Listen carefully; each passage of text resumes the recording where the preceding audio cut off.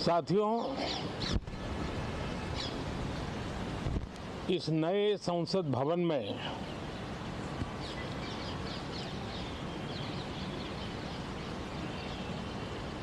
जो पहला सत्र हुआ था, उसके आखिर में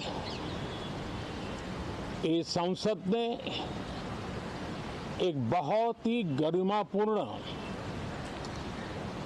फैसला लिया था और वो फैसला था नारी शक्ति वंदन अधिनियम। और उसके बाद 26 जनवरी को भी हमने देखा किस प्रकार से देश ने कर्तव्य पथ पर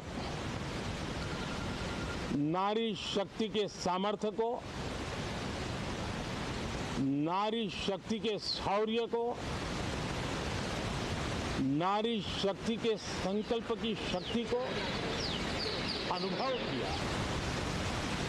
और आज बजट सत्र का आरंभ हो रहा है, तब राष्ट्रपति द्रौपदी मुर्मू जी का मार्गदर्शन और कल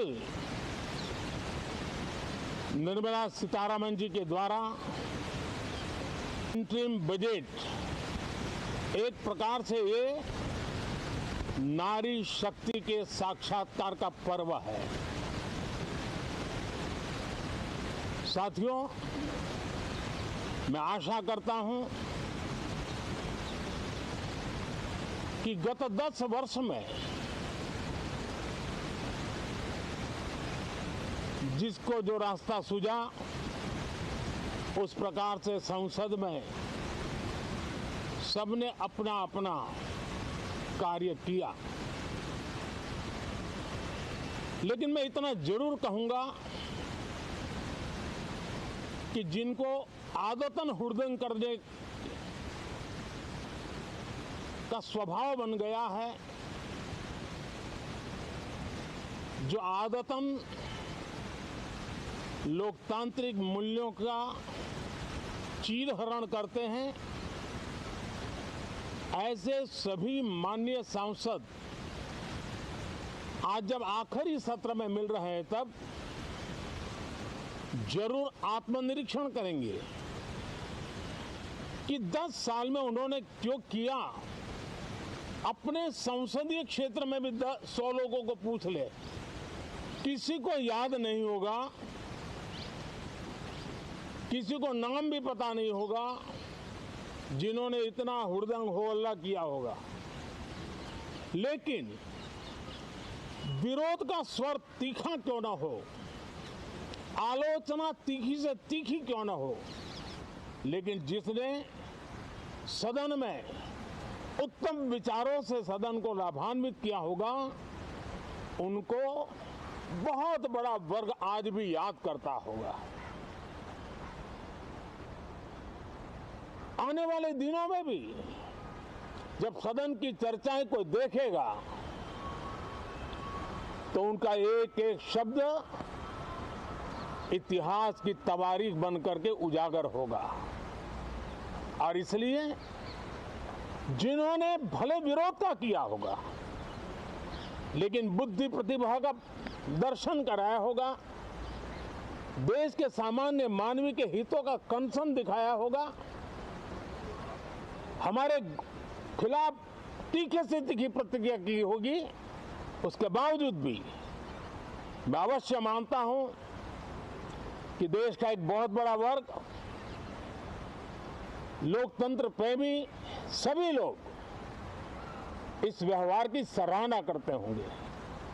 लेकिन जिन्होंने सिर्फ और सिर्फ नकारात्मकता, हुड़दंग, शरारतपूर्ण व्यवहार ये जो किया होगा, उनको शायद ही कोई याद करे। लेकिन अब ये बजट सत्र अवसर है, पश्चाताप का भी अवसर है, कुछ अच्छे फुटप्रिंट छोड़ने का भी अवसर है। तो मैं ऐसे सभी माननीय सांसदों से आग्रह करूंगा कि आप इस अवसर को जाने मत दीजिए, उत्तम से उत्तम परफॉर्म कीजिए, देश हित में उत्तम से उत्तम अपने विचारों का लाभ सदन को दें और देश को भी उत्साह और उमंग से भर दें। मुझे विश्वास है, आप तो जानते ही हैं कि जब चुनाव का समय निकट होता है तब आमतौर पर पूर्ण बजट नहीं रखा जाता है।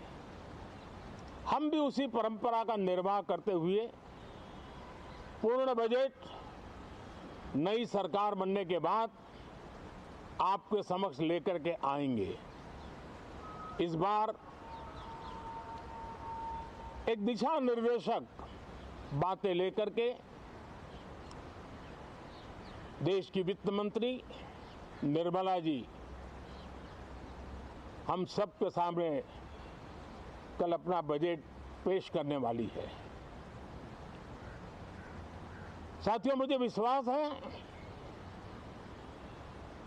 कि देश नित्य प्रगति की नई नई ऊंचाइयों को पार करता हुआ आगे बढ़ रहा है। सर्वस्पर्शी विकास हो रहा है, सर्वांगीण विकास हो रहा है, सर्व समावेशक विकास हो रहा है। ये यात्रा जनता जनार्दन के आशीर्वाद से निरंतर बनी रहेगी। इसी विश्वास के साथ फिर आप सभी को मेरा राम राम।